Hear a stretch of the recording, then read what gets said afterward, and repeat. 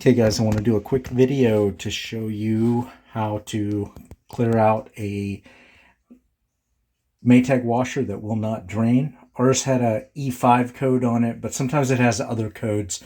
We've had this happen before. The short version is disconnect your power, of course, and then your drain line, you want to put it over to like the side. You got to pull it out. You got to lay it down on the front of it. Because ours is a front loader, I would recommend, of course, putting a towel down or something like that. It'll require two people to lay it down properly so you don't break the front door or anything like that.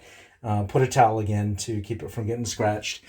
Of course, you have to disconnect the water lines. I disconnect them at the top of the unit there, and I leave the lines attached to the wall simply because that works best in my situation. It may be in your situation that your lines are easier to get to and you detach them from the wall and leave them attached to there. Well, anyways, whichever you got to do that. Then once you get under here, it's super simple. On this, there's the bottom of the, what do you call that? The drum where all your clothes go in to check and see if it's clogged. We've had it clogged here before. You just go ahead and pinch this with that, and then you pull it. And then once that's off, you simply pull that off. And you can see in here, that's your drum. You can see your heating element also, very interestingly. But if you look in there, I have had it before where when you looked in there, that was clogged and there was a bunch of stuff in there. Like there was at the bottom of this, near here, there was like piled up quarters and like plastic pieces and all kinds of junk that falls out of your pockets when you wash your clothes. The other thing was on ours this time, it was clean. So I was like, well, you got to move down to the next thing. You can see down here, let me get a little light on it.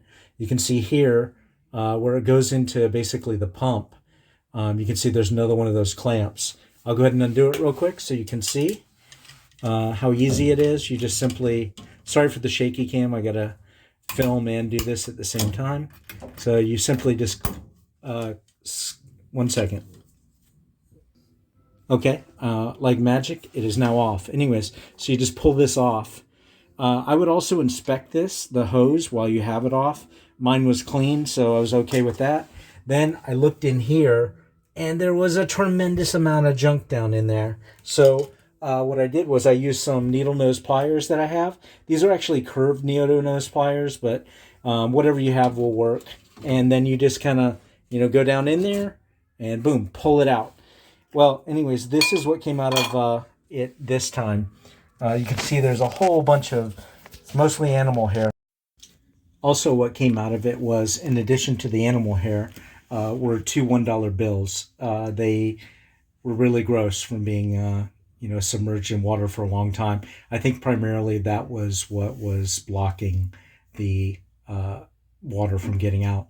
Anyways, just a pro tip, a tip here, not pro tip, amateur tip, I guess, but a tip on how to keep from having to call the guy who fixes the washers and dryers in your area and paying, a huge hourly fee for that. Save you some bucks, hopefully.